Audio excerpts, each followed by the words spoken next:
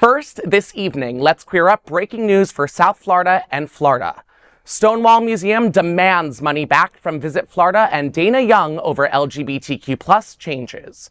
Queer News Tonight was the first to report Visit Florida's decision to quietly remove all LGBTQ tourism content from its website. Visit Florida is one of the largest and most important tourism organizations in the world to promote tourism to Florida, except now to queer people. Stonewall National Museum's executive director Robert Keston has sharp words on Visit Florida's executive director Dana Young. Last week, she finally broke her silence, saying she was just following Florida directives. Now he clearly says they want their nonprofit money back. Stonewall National Museum has a $475 annual membership to be a part of Visit Florida's mission to attract LGBTQ+ visitors across the world to come to Florida. Keston says Visit Florida's now says queers are not welcome here, and that violates the purpose of their membership. Seems a little harsh. Keston's many emails and contacts directly to their website have not been returned, and yesterday he took his cause to social media. Key tourism interests in Florida are aware of the request. Keston said, quote, "What I have been told is that they are aware of the post. People in Florida tourism have been asking for Stonewall to support and help them," end quote. Stonewall Museum is a longtime member of Visit Florida, and Visit Florida has been a decades-long supporter of LGBTQ+ tourism to the state. That all changed with the DeSantis campaign to silence LGBTQ+ voices as woke, largely because of his failed presidential aspirations.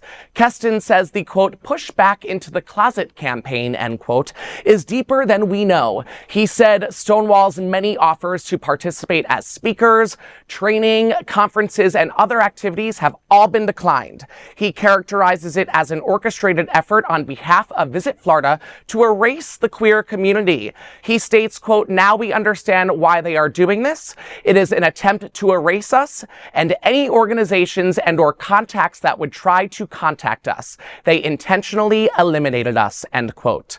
Queer News Tonight asked what he hoped to accomplish, and his answer was clear. Quote, "The biggest dream is that organizations that are run by LGBTQ+ will get their money back. Join Stonewall, in saying this is wrong, and help advertise reasons why LGBTQ+ should visit Florida, just not through Visit Florida." Keston gave an ominous warning of what we are watching in Florida. He said, quote, "Stonewall Museum demonstrates that across the history of LGBTQ+, we have always come out stronger on the other end of the fight. That is because of the strength of support we have received. This new strategy is limiting the success of being able to come out stronger, and that it doesn't happen again. We have lived in our own bubble now for so long, we do not know how to respond to these new types of attacks," end quote. Keston had a message directly to Dana Young. He said, quote, "Dana, we want our membership funds returned. We want the pages reinstated on your website, and we demand an apology. Hate cannot be tolerated," end quote.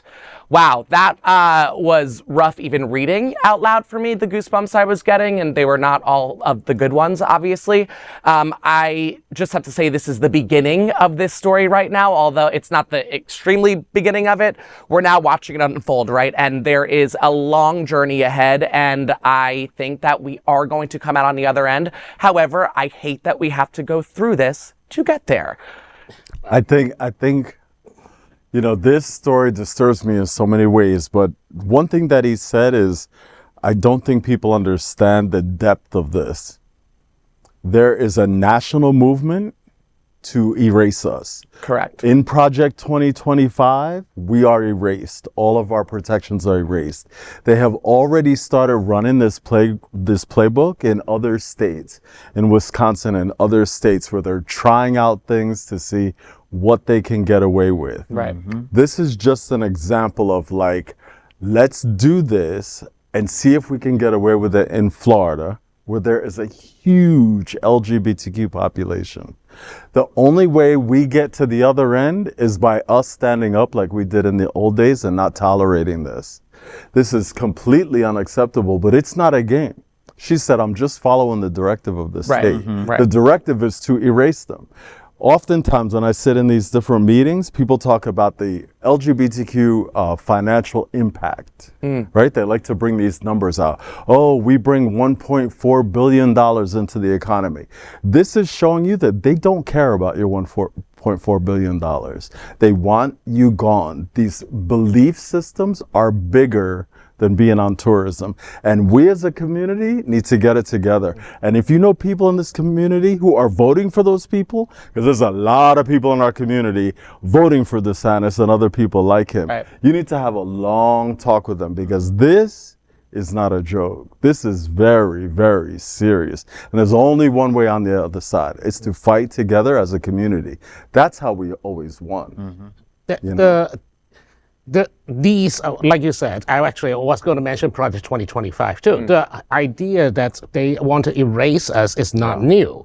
It's been ongoing since the Trump administration. They want to erase LGBTQ plus people from every aspect of public life, essentially shoving us into the closet and say, shut up, you're not a second-class citizen, and if you come out, we're going to punish you. That's right. They are, and this is fascism. We are just the first easy target. Women and LGBTQ people are just the first round of easy targets. They don't want to say other parts out loud, but we all know that racism, anti-Semitism, all the ableism and all the other stuff is just coming down. Oh, this is just a distraction for all of that. Of course, we're just the easiest, pick right from us. The Moms for Liberty stuff. I mean, these people are already implementing Project 2025 before he was ever, the other guy will ever be elected. And even if he is not elected, they'll still try to work on the state level in order to erase our community. Read a book called Nation State. It's already written how they turn each state in the United States into its own little country. And the tech companies run it. And you have no rights in these states. And it's a very, very serious thing. And our community really needs to wake up, because they keep pushing the issue and nobody pushes back. I've seen now John Trentella made a post, and now this gentleman made a post. That's it. No one else has said anything. We should. All these Florida tourism. Silence is just as bad as being on the other side. Right. All these Florida tourism coming that love for us to come and throw these big events and take our money. Why are they so silent? I'm glad that Robert did speak up, and what he and his team do at the museum is pretty incredible. They just did a reenactment of Stonewall. They do a lot of things, and the one good that you could possibly take away from this is that our local community will know that there is a Stonewall National Archive Museum here, based here in the Fort Lauderdale area. For now. And we need to support that, exactly, for now. And we need to support that because history will repeat itself if we don't stay, sharp.